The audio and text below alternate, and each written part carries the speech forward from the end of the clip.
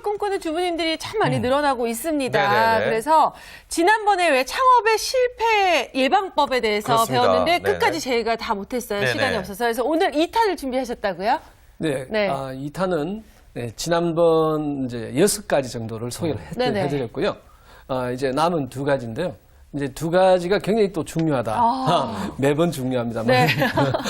그렇군요. 2가지는 그 전문가에 대한 얘기입니다. 창업 전문가는 뭐 어떤 분이 창업 전문가냐, 또는 창업 전문가의 그룹이 실제 프랜차이즈라는 형태로 네. 비즈니스가 나와 있습니다만은 거기에 대한 이해도도 좀 높이는 오늘 그런 시간 가지겠습니다. 그렇군요. 기대됩니다. 네. 저는요, 오늘 아침에 뭘 먹었는지도 기억이 가물가물합니다. 네. 근데 저번 주에 무엇을 배웠는지를 알 수 있느냐. 아. 이거 한번 짚고 넘어가야 되지 않을까 싶습니다. 또 저 같은 분들이 의외로 맞아요, 많이 계실 맞아요. 수 있으니까요. 좋네요. 복습? 네, 그렇습니다. 네. 복습 시간 한번 가져보도록 하겠습니다. 저번 시간에 말씀해주신 6가지 방법. 네. 다시 한번 소개를 간단하게 해주시죠. 예, 복습은 아주 네. 중요하죠. 네. 6가지를 한번 다 소개를 하나하나. 네네, 간단하게. 간단하게 핵심만 첫 딱 번째 집어주시죠. 이제 창업자는 이제 그 창업가 정신이 필요한 거죠. 네. 창업가 기업가 정신으로 무장하라. 네. 예. 그다음에 두 번째, 과거에 이제 잘 나갔던 아이템들 아, 네, 기억납니다. 잊어라. 네, 맞습니다. 잊어라. 예. 왜냐하면 과거에 그 잘 나갔다 하더라도 사회적 변화 또는 문화의 어떤 발전 또는 창업의 트렌드의 어떤 흐름 이런 부분에 대해서 결국 오늘은 좀 더 다른 부분이 분명히 네. 있다. 그래서 일단 잘 나갔던 아이템 잊어라. 세 번째, 가게에는 컨셉을 주라. 네. 그런 얘기가 있었고요. 그 다음에 상호에 맞는 대표 상품을 키워라. 하는 얘기가 있었고요. 그 다음에 위험, 점포를 운영하다 보면 여러 가지 위험에 맞닥뜨리게 되는데 네. 이런 위험에 대비하라. 보험 등을 네네네. 그런 활용해서. 어떤 측면이 있었죠. 예. 그리고 점포.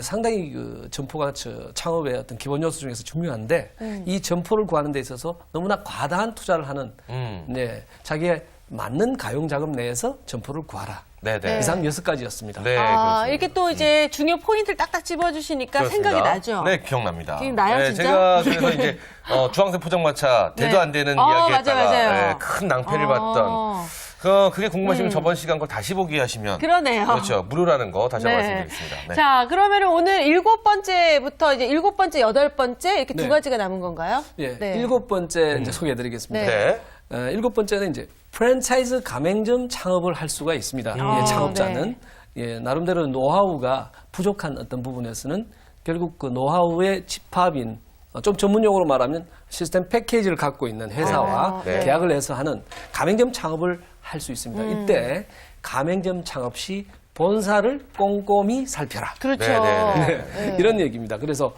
프랜차이즈는 궁극적으로 성공한 모델을 보고 이걸 사는 계약에 의해서 사죠. 네. 예, 계약에 의해서 사는 어떤 방법의 하나로 이 초보 창업자에게는 굉장히 유리한 어떤 창업 방식이다라고 이제 검증이 되어 있습니다만은 물론 뭐 그러나 본사를 잘 꼼꼼히 살펴야 되는 이유가 본사의 시스템에 대한 어떤 전반적인 준비 부족 네네. 또는 본사의 업력 또는 본사의 전문성 부족으로 인한 여러 가지들이 또 발견될 수 있기 때문에 네. 꼼꼼 살펴라 이렇게 말씀을 드립니다. 그러니까 그래서 예. 잘 모르기 때문에 네네. 유명한 데를 많이 하는 거 아닌가요? 이름 많이 알려진 그렇습니다. 데. 네. 이 프랜차이즈라는 것은 궁극적으로 이 브랜드력을 산다. 또 네. 이렇게 다른 말로 표현을 할 수 있습니다. 그렇기 때문에 브랜드가 나름대로 많이 회자되어 있는 것은 결국 이 처음에 창업을 했을 때 매출 향상에도 상당히 도움을 줍니다. 약간 좀 안정적이다 이렇게 예, 볼 수 그렇습니다. 있겠네요. 안정적이다 볼 수 네. 있죠. 다만 이제 투자 금액이 조금 높아지는 비싸죠. 것이 이제 좀 그게 브랜드 값이다 이렇게 네. 생각하시면 되겠습니다. 네. 근데 이 투자 금액이 또 높아지는 네. 만큼 또 뭐랄까 본사에서 또 취해가는 중간중간 취해가는 뭐 3년에 한 번, 2년에 한 번씩 그쵸. 또 그런 인테리어비라는 명목 하에 또 하고 가는 그런 금전적인 요구도 굉장히 또 심각하다고 들었는데 그런 부분은 또 저희가 이제 창업을 하기 전에 미리미리 꼼꼼하게 다 알아보고 들어가야 된다 이런 말씀이신가요? 예. 장단점이 있는 거예요. 좀 큰 회사들이 네네. 또 브랜드력이 있는 회사들이 실제 그 버전업을 하는 경우가 있습니다. 네네. 예, 뭐 간단하게 예를 들면 최근에 네. 삐리삐리 이런 쪽도 실제 그 전체적인 CIBI나 간판 쪽, 바사 쪽 다 전부 바꾸고. 리뉴얼 다 했습니다. 그것은 프랜차이즈 시스템에서는 실질적으로는 그게 당연하다라고 볼 수 있습니다만 가맹점 사업자 입장에서는 부담이 되기 때문에 네. 이제 그런 측면이 최근 불경기가 지속됨으로 인해서 좀 이제 큰 회사들이 지향하는 쪽으로 이렇게 지금 가닥이 저희 잡히고 있습니다. 친구도 지금 파리빵집을 하고 있거든요. 근데 에펠탑 빵집. 네, 근데 지금 그냥 일반 빵집을 하다가 요즘에 카페테리아 꼭 같이 하더라고요. 네. 그게 이제 요즘 이제 유행이라고 그래서 그러니까 네네. 그거 하는데 또 돈이 몇 억 이렇게 또 들어가고 다시 또 이제 투자를 하고 그래서 하더라고요. 전 정말 예. 여쭤보고 싶어요. 지금 우리 두 분의 전문가분들이 사실 자리하고 계십니다. 네. 우리 소장님께서 만약에 창업을 하신다. 창업하시면은 개인을 프랜차이저를 하시거나 하십니까? 아니면 뭐 준비하셔갖고 자기가 조사하셔갖고 하시는 그냥 개인 창업을 하실? 예, 저 입장에서는 이제는 그 경험이 많고 네. 또 상권 입지 분석이 가능하기 때문에 네. 저는 뭐 프랜차이즈를 하지 않겠죠. 오히려 제가 스스로 프랜차이즈 브랜드를 만들어서 오. 또 많은 창업에 대한 무지한 다소 예비 창업자들에게 네. 새로운 어떤 창업의 패러다임도 제시하고 또 다른 어떤 아이템에 대한 시장에 대한 어떤 물론 반응이 좋아야 되겠지만 네. 고객이 또 나름대로 창업자가 생계를 할 수 있는 어떤 아이템을 새롭게 만들어 가겠죠. 네. 우리 팀장님 같은 경우는 어떻게 하시나요? 이 질문 잘못하신 것 같아요. 그래요? 소장님은 프랜차이즈 브랜드를 만들어서 파실 수 있는 분이고, 네. 저는 프랜차이즈 기대해야 하는 사람이잖아요. 그렇죠, 그렇죠. 저는 프랜차이즈 하죠. 하는데 이제 소장님 같은 본사를 찾겠죠. 예를 들면 월 고수익을 보장하지 않으실 거고, 그리고 뭐 점포 개발 전에 계약을 요구하거나 그러지는 않겠죠. 방송도 이미 다 하셨는데. 네. 그리고 제공되는 자료가 네. 없으면서 브랜드에 있다고 얘기하지는 않을 거고, 그렇죠. 이런 단점들을 다 극복하실 거니까 이런 네. 본사를 찾겠죠. 저도 이쪽으로 가겠습니다. 그렇죠. 아, 근데 기존에 있는 큰 프랜차이즈가 우리 소장님처럼 이런 마인드를 갖고 해주시면은 정말 좋죠. 좋을 것 같은데 어쨌든 네. 저는 그러면은요 지금 이 순간부터 우리 소장님이 프랜차이즈 하시는 쪽으로 한번 쭉쭉 밀어보도록 밀어드리도록 하겠습니다. 하겠습니다. 근데 제가 알고 있는 아주 얄팍한 지식으로는 네. 2008년 이후 이 가맹거래 관련법 강화로 이 프랜차이즈 본사 정보를 공개하는 것을 의무화하기로 한 걸로 알고 있습니다. 그렇다면 가맹점 창업자를 어떻게 법률적으로 보호를 한다는 개념인가요? 이게 어떤 얘기인지 설명 좀 해주시면 예, 좋을 것 같습니다. 일종의 제도적 장치입니다. 예, 네. 가맹점 제도적 사업자를 장치. 네. 보호하기 위해서 물론 법은 2000년부터 발효가 됐습니다만은 네. 강화가 됐죠. 2008년에 왜냐하면 이제 다소 잡음이 있었기 때문에 네. 강화가 됐고 또 프랜차이즈라는 것이 정부의 어떤 나름대로 생각이 이 프랜차이즈가 고용 창출에 상당히 도움을 준다 네네. 하는 여러 가지 측면이 좀 더 긍정적인 측면이 많다 보니까 나름대로 이제 지원을 하려고 하다 보니까 그러면 가맹점 사업자를 보호해야 되지 않느냐 이런 측면에서 이제 제도적으로 법을 먼저 강화를 시킨 거죠. 그래서 2008년부터 이제 법을 강화시키면서 좀 더 이제 안정적으로 좀 나름대로 기획 프랜차이즈 즉 한번 치고 빠지는 프랜차이즈는 진입이 어렵도록 다양하게 제도적 장치를 했습니다. 네. 예, 그러다 보니까 지금 현재 이제 예비 창업자 입장에서는 프랜차이즈를 선호하도록 이렇게 만들었는데 사실 사회가 그렇지 않습니까? 그렇다고 해서 다소 문제 있는 사람들이 다 없어지지는 않았다. 그렇죠. 네. 그렇기 때문에 나름대로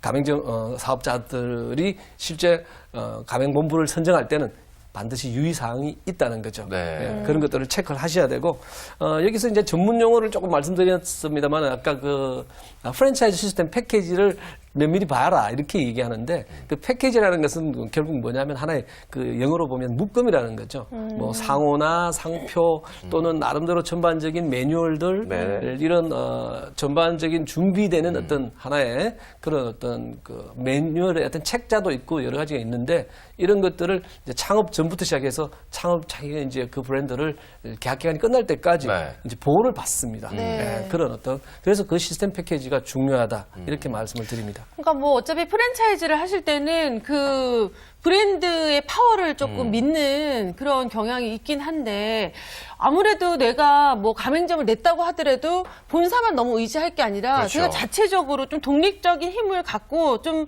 아이템을 개발하고 이런 것도 좋은 그래서- 방법인 것 같아요. 정말 우리 네. MC님께서 어쨌든 뭐 상식적인 네. 생각이지만 그런 어떤 생각을 할 수 있는 사람들이 이 예비 창업자로서는 훌륭한 생각이거든요. 예, 왜냐하면 창업을 해야 되네. 프랜차이즈 가맹점 창업이 실질적으로 본사가 이 공동으로 경영을 해준다거나 뭐 점포를 자기가 운영을 해준다거나 이런 건 없습니다. 네네. 오히려 브랜드만 그냥 같이 공동으로 사용하지 이게 경영을 같이 한다는 건 아니거든요. 그래서 그 독립점포와 마찬가지로 점포 운영은 자기 책임하에서 그렇죠. 물론 그렇죠. 경영 지도라든지 점포 운영의 애로사항을 지도해주는 슈퍼바이저 시스템이라는 어떤 그런 어떤 제도를 통해서 상당히 도움은 주고 있습니다만은 이 창업자 자신의 어떤 생각, 그 점포 운영하는 점주의 생각은 점포를 창업하는데 원만한 도움을 받았다. 그리고 점포 운영에 궁극적인 어떤 수익을 내는 부분은 결국 점주 자신이 열심히 노력하고 그렇죠. 또 그 노하우를 전수받았으면 그걸 본인이 터득을 해서 그걸 결국은 자기 것으로 만드는 그런 과정은 필요하다 이렇게 봅니다. 네네. 네, 그렇군요. 맞아요. 맞습니다. 뭐 아무리 본사가 아무리 잘 나간다 그래도 그렇죠, 그렇죠. 내가 제대로 안 하고 뭐 가게 열심을 다하지 않으면 손님이 누가 오겠어요. 맞습니다. 그렇죠. 예. 맞습니다. 그러니까 뭐 프랜차이즈의 장단점이 다 있는 뭐 개인 예. 뭐 창업을 하는 것과 다 장단점이 다 확실하게 있는 것 같아요. 네. 장점과 단점이 분명히 있죠. 네네. 네. 그렇지만 각 개인 창업자 각 개인의 그 성향이나 적성에 따라서 다소 좀 달라지는 부분이 있지만 결국 궁극적으로는 예비 창업자라는 측면에서는 이 창업 시장의 리스크에 항상 노출되기 쉬우니까 네. 네네. 그 노출되기 쉬운 부분에서 이제 좋은 가맹본부를 만난다면 그 가맹본부가 그동안의 시행착오를 가져왔던 전반적인 장애를 제거하는 측면에서 리스크를 다소 좀 줄여준다. 이렇게 네네. 보시면 되고 독립점포 이제 창업자들은 결국 나름대로의 경험이 많이 쌓여 있기 때문에 네네. 스스로 모든 것을 뭐 해결할 수 있는 어떤 역량이 있음으로 해서 독립적으로 나홀로 창업을 할 수 있다 이렇게 네. 봐집니다. 그렇군요. 뭐 완전하게 이제 법적으로 세무적이나 뭐 재무적 이렇게 독립이라고는 하는데 뭐 이때 가맹점을 냈을 때는 어떤 식으로 이게 말씀하신 거 준비해야 쭉 말씀하신 네. 거 들어보면 알잖아요. 브랜드를 우리가 업고 가는 건데 그러니까 브랜드를 업고 간다는 것은 그 본사의 영향력의 지배를 받는 거잖아요. 근데 본사의 영향력을 받아서 본사의 힘을 또 본사의 파워를 느끼면서 창업을 시작하지만 결국 내 거예요. 법적, 세무적, 재무적으로 독립되어 있다는 얘기는 내 거니까 내가 책임져야 되는 거죠. 누가 뭐 도와주거나 하는 것이 아니고 내가 모든 것을 다 준비를 해야 되는데 여기에 되게 특히나 세무적, 재무적일 때는 되게 민감한 부분들이 있어요. 네네. 우리가 부가가치세가 있잖아요. 그렇죠. 1월, 4월, 7월, 10월 해서 1년에 4번 내거든요. 근데 부가가치세를 현금으로 납부해야 되잖아요. 요즘 네. 카드 납부도 가능하긴 합니다만 이게 3개월에 한 번씩 현금 유동성이 돌아야 돼요. 근데 어. 이걸 오너가 챙기고 있지 않으면 느닷없이 갑자기 급전을 써야 될 일이 생겨버리는 거예요. 네. 네. 그 외에도 또 있죠. 스태프들, 직원들을 써야 되겠죠. 네. 직원들을 쓰면 우리가 급여만 급여. 주면 되는 문제가 아니거든요. 우리 또 뭐가 있죠? 뭐 건강보험료, 국민연금, 그렇죠. 맞아요. 또 사대보험. 여기에 네. 퇴직연금이 또 새롭게 등장했잖아요. 네네. 그래서 이제 안 하면 안 돼요. 근데 그 문제들이 우리가 예를 들면 제가 어떤 직원 두 분의 직원을 쓰는데 제가 한 달에 100만 원씩 1년에 1,200만 원 주기로 했어요. 그리고 1,200만 원 드리고 계약하고 그리고 뭐 퇴직금도 1년에 한 번씩 정산하기로 했어요. 이미 합의가 다 끝났어요. 네. 계약 썼어요. 이게 괜찮을까요? 괜찮지 않아요. 고용안정부의 법에는 어긋나요. 왜요? 그 규칙이 있어요. 예를 들면 우리 최저임금을 만들잖아요. 네네. 9시 출근, 6시 퇴근하면 딱 좋은데 네. 6시 넘어서 일해요? 그럼 시간 외 근무잖아요. 네. 그 돈을 더 줘야 돼요. 아. 그것들이 다 그 규칙에 맞게 되어 있는지는 우리가 점검할 길이 없어요. 그럼 그걸 누군가한테 본사에 의뢰를 하거나 네. 본사로부터 안 주면 본사가 왜 안 도와주냐고 따지고 획득하고 해야 되겠죠. 그렇다 보니까 프랜차이즈를 한다고 해서 모든 것을 본사를 믿고 가는 것이 아니라 네. 내가 본사와 끊임없이 커뮤니케이션을 하면서 그러게요. 네. 좀 모자른 부분을 계속 요구를 하고 이런 식으로 해야 된다. 그럼 뭐 프랜차이즈도 하긴 뭐 장사라는 게 쉬운 게 없습니다. 그러게. 자, 그렇다면 이제 네. 두 번째 우리가 이제 8번째 방법이죠. 여덟 번째, 예방법 한번 들어보도록 하겠습니다. 어떤 게 있을까요? 여덟 번째는 이제 그 전문가를 꼭 한번 찾으십시오. 그러니까 소장님 찾아오라는 얘기네요. 그런 건 아니고요. 네네. 전화번호 이렇게? 전문가가 상당히 중요한데 네. 그렇죠. 창업에는 전문가들이 실질적으로 상당히 많이 있습니다만은 예비 창업자나 어떤 창업하시는 분들이 크게 잘 찾지 않는 어떤 분야인 걸로 저는 지금 현재 알고 있거든요. 왜냐하면 주식이나 부동산은 전문가가 있는 걸로 컨설팅을 그렇죠. 받는다 이렇게 이제 네. 생각을 하지만 창업 쪽은 컨설팅을 잘 받지 않습니다. 네. 그러다 보니까 정부에서는 또 6년 전에 이런 자영업 컨설팅 제도를 두어서 자영업자가 아주 싸게 보통 일반적으로 뭐 100, 200 이렇게 받을 어떤 것들을 뭐 몇만 원, 10만 원대 정도를 상담을 받으면 받을 수 있게.